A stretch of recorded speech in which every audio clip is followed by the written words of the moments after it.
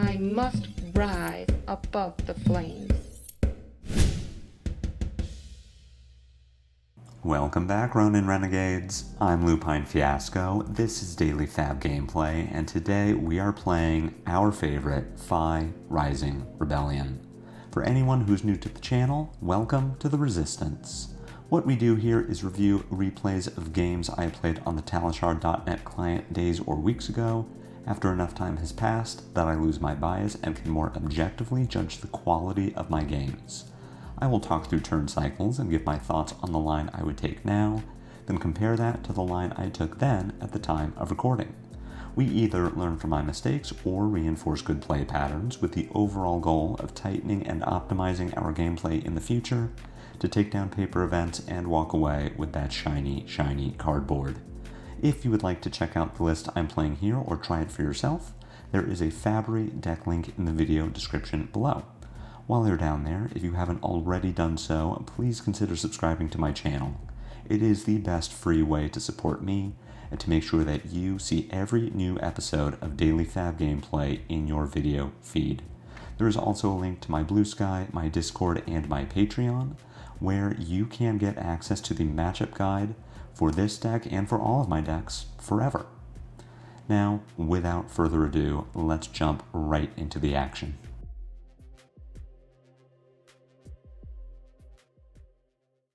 Word on the street is this Aurora Shooting Star character is pretty good. I'm going to see how we can do with FaB. Speaking of Aurora though, if you want to win a free copy of the Armory deck as well as some custom Aurora cards and embodiments of lightning from my channel, go ahead and watch my How to Play Aurora video that I posted last week.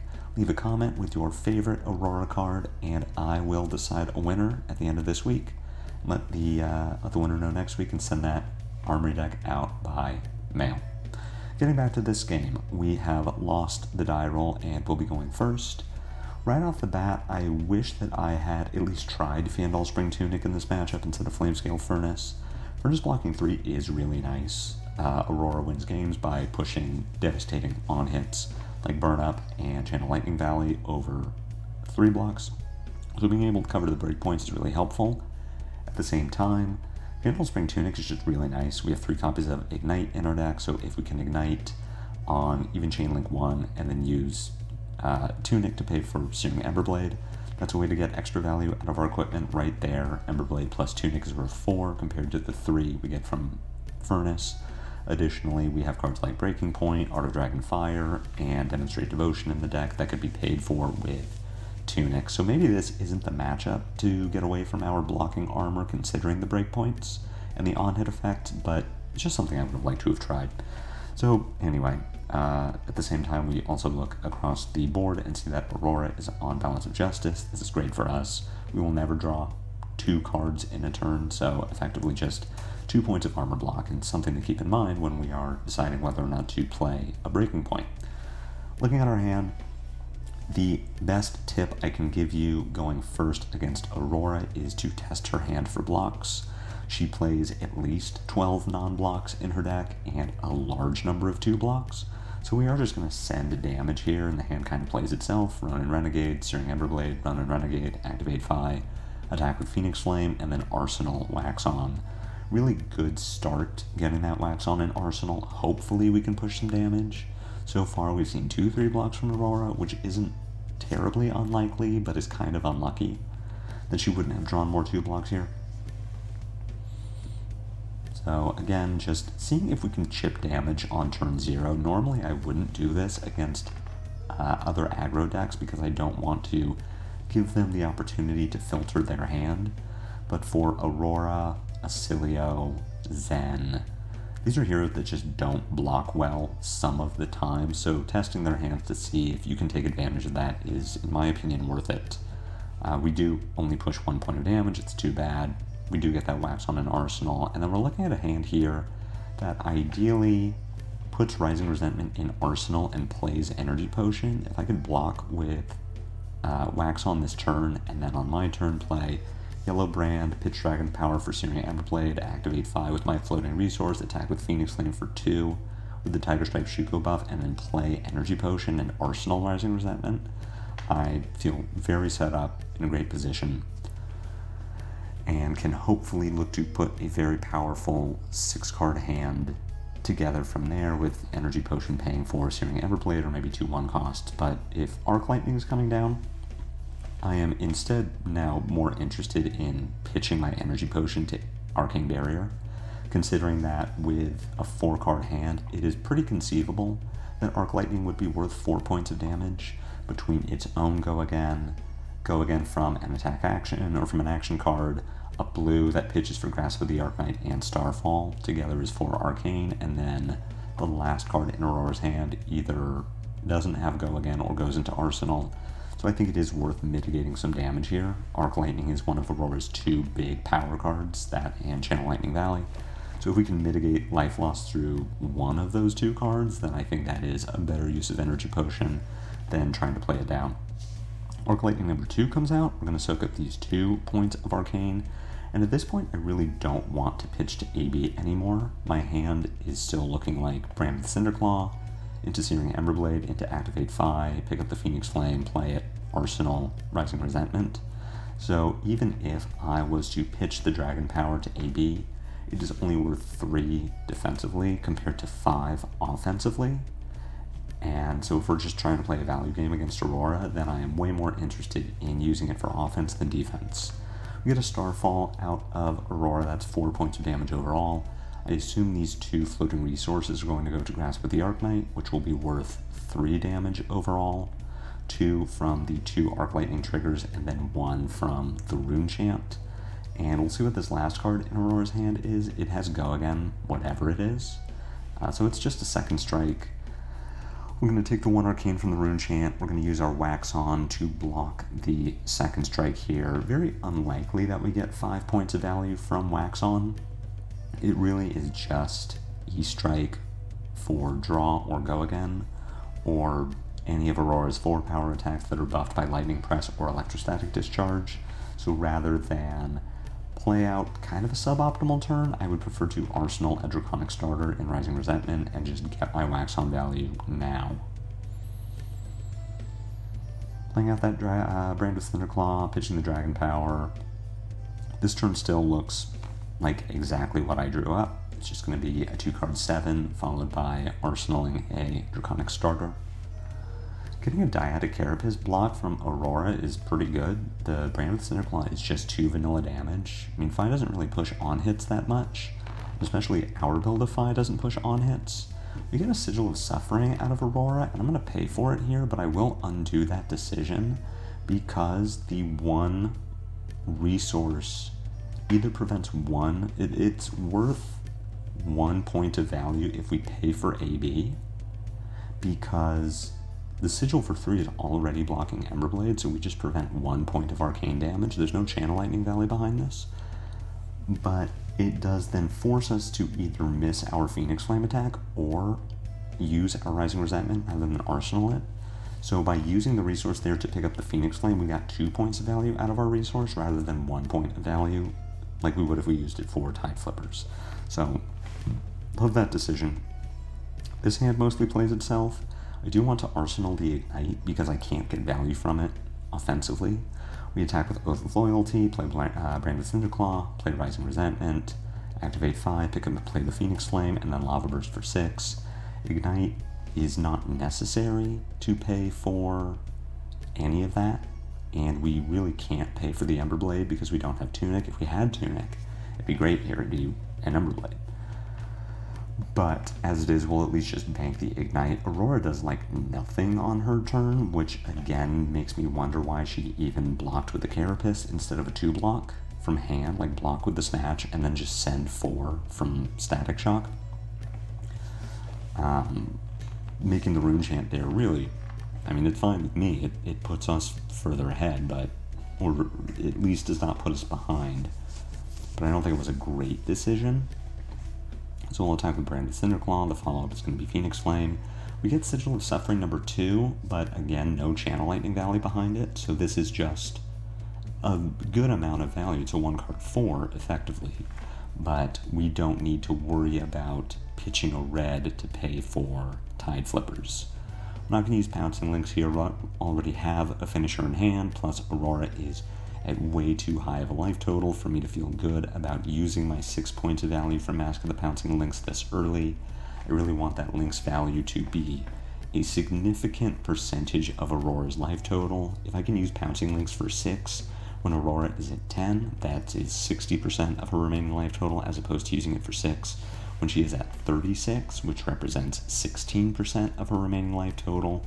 Just percentages. We want to get the most value out of our Pouncing Lynx as we can, and if we are always valuing it at 6, at a minimum, we want that 6 to come at the end of the game rather than the start. This is a good looking hand of cards. We have Fire Tenant Strike first, which will buff the power of Brand with Cinderclaw. We can follow that up with Ignite, which will discount our Breaking Point, which has an active on hit.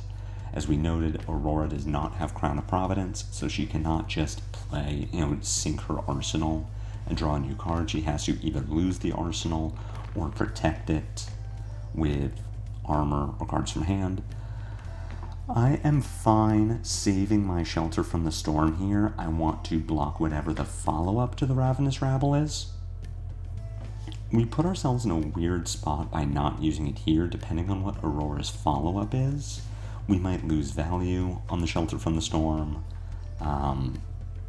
We can kind of see, here's how we have to navigate this weird term. So say the follow-up to Rabble is another Rabble and then something like Snatch. I am happy to use the Shelter on the first 4-power attack here, the second in the turn. E-Strike makes it okay, but say if it was Rabble, we use our Shelter, then it's a Snatch. It's like, are we blocking the Snatch? Do we let Aurora draw a card so that we can Breaking Point it? This puts us into a weird spot. I'm happy to use Shelter here. There is also a world... Sorry, there is no world where we don't use Shelter. The reason is, and I didn't talk about this in the sequencing, our turn is going to be Fire Tenant, Brand with Cinderclaw, Ignite, Breaking Point. The problem is at no point in that chain can we pick up and play the Phoenix Flame, because even if we sequence Brand, Fire Tenant, Ignite, that gets us to our 3 Draconic Chain Links. By activating FaB, we use Ignite, and then we don't have the Ignite effect to pay for Breaking Point, so we are short a resource. If we try to sequence our turn where Ignite comes earlier, it doesn't work. So the way that this turn is going to end is we are going to Fire Tenant, Brand, Ignite, Breaking Point, activate FaB, pick up Phoenix Flame, and then arsenal the Phoenix Flame. And if we still have the Shelter from the Storm in hand, then we just take an intellect penalty. We would not activate FaB to pick up the Phoenix Flame, and we just lose that value. And I really don't want to lose that value. Blocking E-Strike for 4 is not relevant. There was no on-hit associated with it. It was just using Shelter for 4. In the Aurora matchup, we prefer to save our D-Reacts for when there is an on-hit, either Burn Up, Channel Lightning, or Snatch. But, like I said, we don't want to lose value by not activating FaB, so we will just use the Shelter for value and then arsenal that Phoenix Flame at the end of the turn. Not looking to break Pouncing Lynx here. Again, we want the Ignite ability to go onto Breaking Point. If we were to grab something like a Lava Burst, even if we used our Tide Flippers, we would not be able to play the Breaking Point. Here, Aurora has Electromagnetic Somersault to put Ravenous Rabble and Second Strike back to her hand. We still get armor and a card from Aurora. I would have preferred that she not one card for us, but I mean, that could have been a defense reaction too. I don't feel terrible about it. What I do feel terrible about is this hand, which sucks. Unfortunately, we just can't really do much with it. We would play Phoenix Flame from Arsenal for 0, but that does turn on Blaze Headlong, which attacks for 4 with Go Again. Then we could pitch probably Art of Dragonfire to pay for Demonstrate Devotion and make a fealty, and then Arsenal Shelter from the Storm, which isn't great. What is great for us is that Aurora reveals a blue with Ravenous Rabble. So it is only coming for 2 with Go Again, which we can easily cover with Flamescale Furnace. We want to block this Rabble knowing that Aurora has a second strike. We want to prevent her from dealing damage so that the second strike doesn't have +1 power and Go Again. But here's the thing, we don't need to use armor here because this hand is so bad offensively the least we can do is use it for defensive value. So if we block with our Demonstrate Devotion here, now we give ourselves the opportunity to block something with Shelter from the Storm. Then we can play Phoenix Flame for 0, Blaze Headlong for 4 go again, and Arsenal Art of Dragonfire, and just hold on to it to hopefully draw into a Brand with Cinderclaw and a blue, something that puts an actual turn together and ends with Art of Dragonfire. Or maybe Aurora attacks for 3, and we just block with Dragonfire. We do have a lot of options here, but I really like blocking the Rabble with a card from hand rather than armor, and then saving our armor for a turn where we need to block incoming damage because it's either threatening lethal or tied to an on-hit effect, but we want to keep our cards in hand. We've got Arcanic Shockwave coming in for 7. This was fused, so it's dealing 1 arcane damage. We're not going to prevent the arcane because it is just 1 point of damage. There's no effect tied to it. We get to decide how we want to block this Arcanic Shockwave. We could block with Art of Dragonfire and Shelter from the Storm to cover up 7, and then play Blaze Headlong for 4 and just keep Phoenix Flame in Arsenal. We could also block with Art of Dragonfire for 3, take 4, play Phoenix Flame, then Blaze Headlong, and Arsenal Shelter from the Storm. So the question is, do we want to use Shelter to cover vanilla damage, or do we want to save it to cover an on-hit? The answer, considering that we are at 22 and would only go down to 18, is that we want to save Shelter from the Storm. So we don't get our Phoenix Flame value, it just comes in for 0, and we don't need the go again for Blaze Headlong. But that is the nature of playing FaB. Sometimes you just don't get Phoenix Flame value and kind of have to be okay with it. We will, however, close the chain after we play Phoenix Flame. We want to get in the habit of that. The reason being is that Blaze Headlong doesn't need another red card on the chain. It just needs you to have played a red card this turn. So say Shelter from the Storm was either a blue or Ignite. If it was Ignite, we get to play that, discount FaB to 0, activate FaB, play Phoenix Flame for 2. If it was a blue, we get to follow Blaze Headlong with Searing Emberblade for 3, and then activate FaB and play the Phoenix Flame for 1. So just get in the habit of doing that. There will be hands that your Blaze Headlong just needs a starter, and you can play the Phoenix Flame, then pick the Phoenix Flame up again later in the turn, and that will in fact trigger Tiger Stripe Shuko. So just a neat little line that we're not using here, but is worth keeping in your back pocket. We're not going to break Mask of the Pouncing Lynx, which is only worth 4 in this case. If we found an Ignite and then picked up and played our Phoenix Flame, we can get better value from that, though not with this hand, which sucks. The great thing about this hand is that it blocks. The bad thing about this hand is it really doesn't do anything on offense.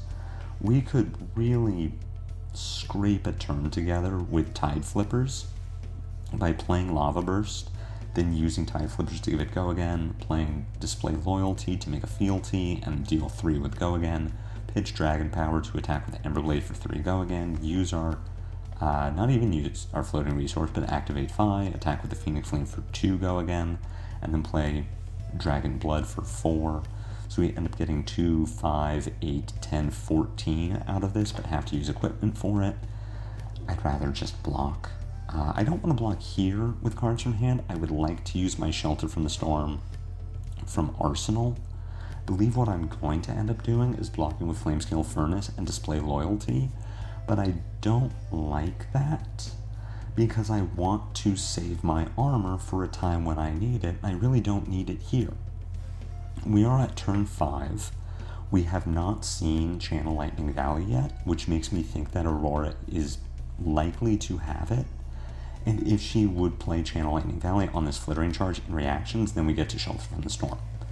Instead, we're now very committed to needing to block follow-up attacks if we want to prevent a burn-up or a snatch, and we just, I don't know, it feels like we didn't need to use our armor there.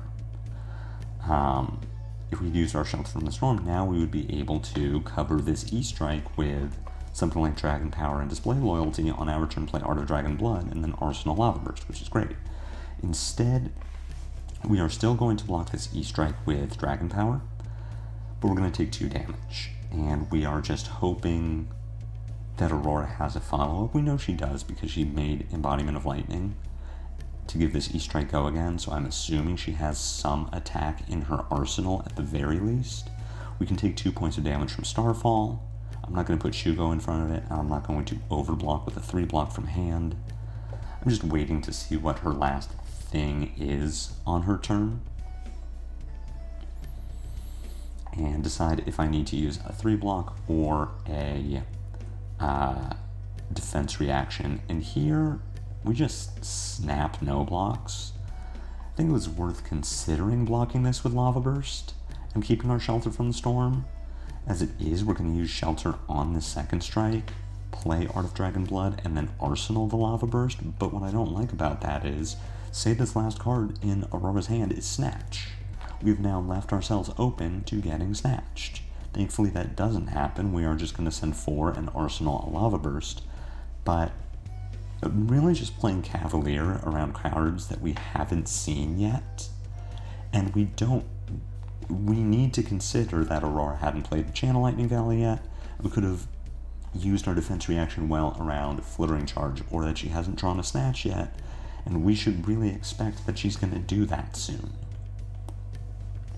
So overall, these turn cycles have been working for us. We are in a fine position where Aurora needs to deal 14 points of damage, well, 18 points of damage, because we are at an effective 17 health with our Shuko and our Furnace. We're even at 19 if we really needed to block with Mask of the Pouncing Lynx. We have 3 blocks in hand. This is another hand that doesn't really work the way that we want it to, where we can play Rising Resentment, pitch Energy Potion for Emberblade, activate FaB, pick up and play Phoenix Flame. We can Lava Burst for 6, use our Tide Flippers to give the Lava Burst go again, and play Art of Dragon Blood.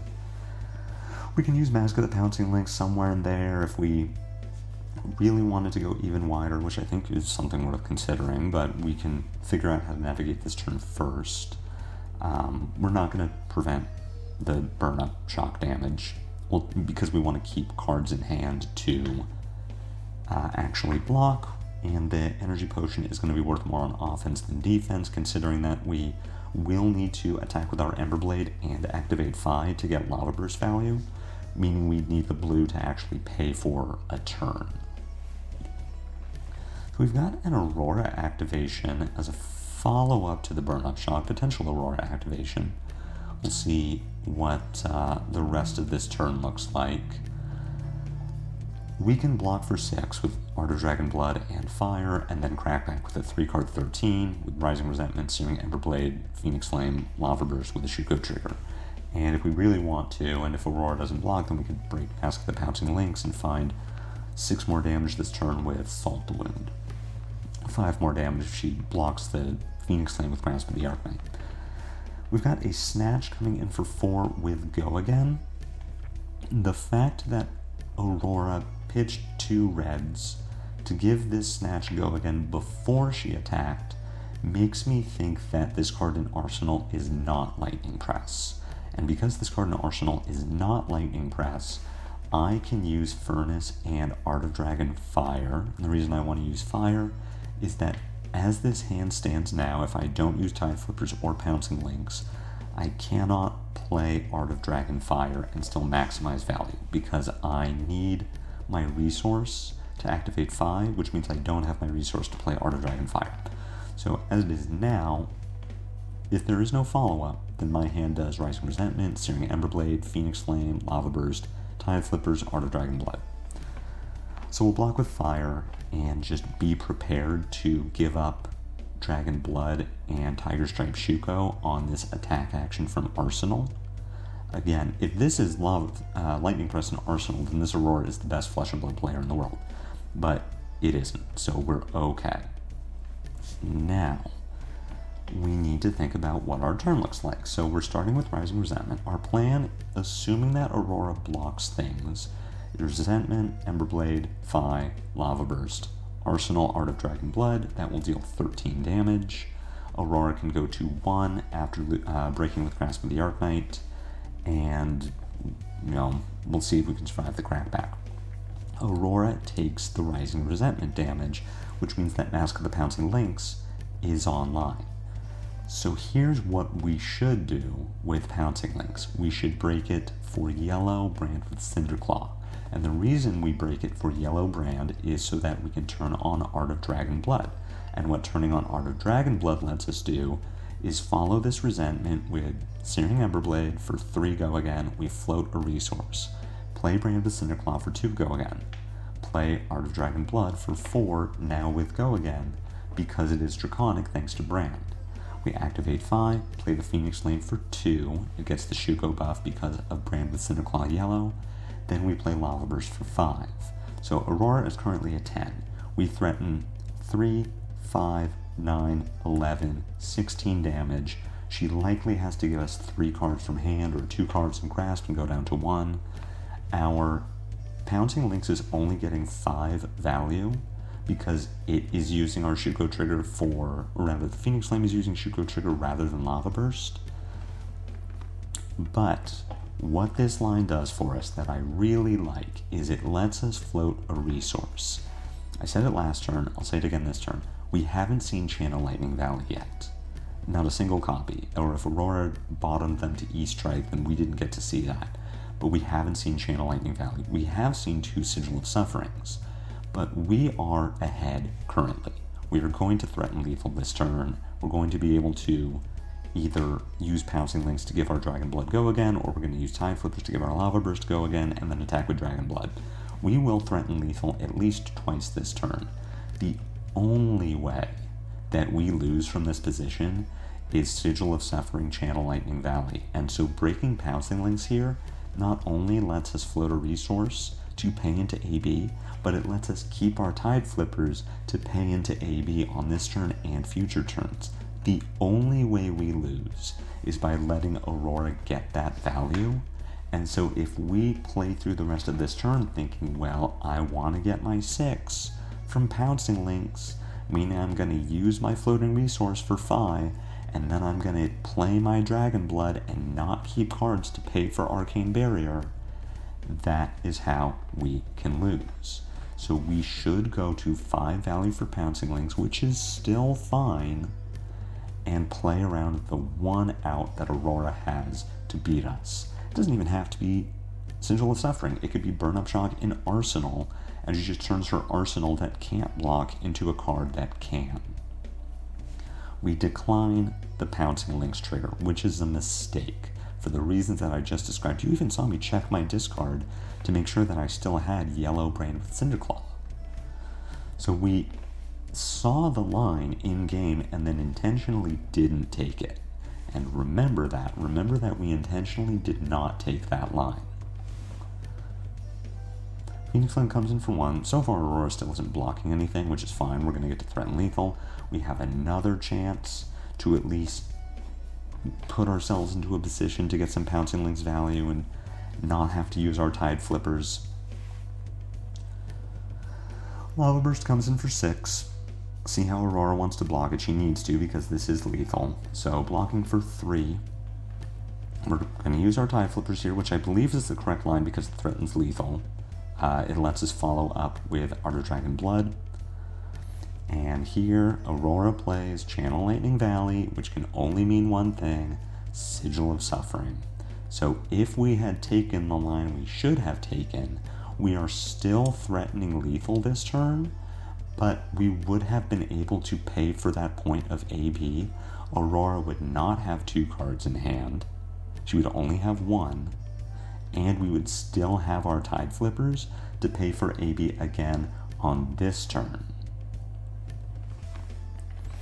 And if we have Tide Flippers to pay for AB on this turn, then Aurora doesn't get to draw with Shock. So you can see how a very simple decision that we made incorrectly spiraled and let Aurora have an out to still actually win this game. That is the one play that Aurora could have made that puts her back in it, and we let her have that opportunity based on wanting to maximize this value, but from a winning position. So back to this turn, we've got a Burn Up Shock. This is the easiest Shuko block of our life. We just get to put 2 in front of 2. Aurora's follow-up is Command and Conquer for 6.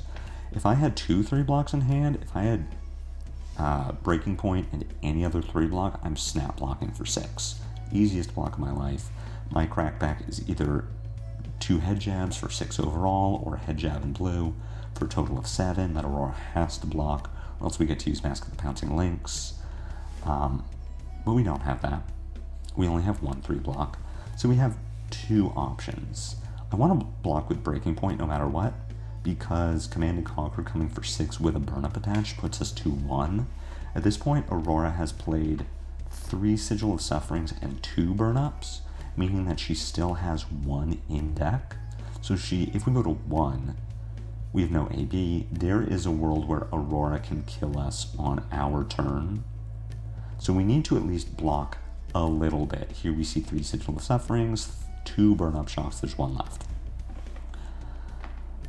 If we block with Breaking Point, we will go to 4. We take 3 damage from the CNC, which puts us to 8, and then 4 damage from the burn-up, which puts us to 4. We cannot die on Aurora's turn, or on our turn, from the burn-up. Then our crackback is Fire Titan Strike first for 3, go again, Rising Resentment for 4, go again, Searing Emberblade for 3, pick up and play Phoenix Flame. Aurora needs to block all of that damage, because if any of it connects, we get to break Mask of the Pouncing Lynx and find Lava Burst, or Assault Wound, or Tenacity, whatever it is, some finisher. Even a branded Cinderclaw does it. If we block 5 here, and that doesn't matter, we might as well block for 3. 3 and 5 are kind of the same considering the situation, but if we only block 4, if we block for 5, then our turn is 3-3-1, which is not enough to get every card from Aurora's hand, which is what we really want. So let's just block for 3. We'll go down to 4. We get to do 3-4-3-1, and if that doesn't just win the game on its own, then we completely strip Aurora's hand and get to do it again next turn. And that is what I decide to do in game as well. Aurora doesn't really have an out from this standpoint, from this point in the game. There are no Sigil of Sufferings left, so the only way she has to trigger Channel Lightning Valley on our turn is use Burn-Up Shock. But Burn-Up Shock already blocks for 3, so her best case is just turning a 3 block into a different 3 block, which really doesn't matter. Rising Resentment for 4 here is going to test if Aurora has a defense reaction or not. The fact that she has to block with 2/2 blocks means that we do just win. The Emberblade is going to take the last card from Aurora's hand, and then we either kill her with the Phoenix Flame, or hit with the Phoenix Flame, then kill her with the Lava Burst we find from Mask of the Pouncing Lynx. Only blocking 2 on the Emberblade is going to put her to 1, and then the Phoenix Flame will be what deals the final blow. So very close game, all things considered. I think the Aurora drew a bit poorly.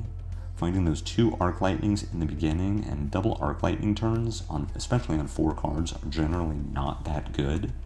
And then only finding her first Channel Lightning Valley on turn 7 is pretty unfortunate as well. That is the legitimate best card in Aurora, and finding it so late in the game puts her at a bit of a disadvantage, but we saw the Balance of Justice used instead of Crown of Providence, which ended up being a big deal when we played our Breaking Point. Overall, a few things broke our way, which was really nice, and then we almost threw it away by making a terrible decision around Mask of the Pouncing Lynx, which we still had at the end of the game. So it isn't even like, oh, we made up the value somewhere else. No, we just didn't use our equipment, which we won, so in hindsight, sure, maybe we didn't need to, but think of how much easier this game would have been if we had used our equipment.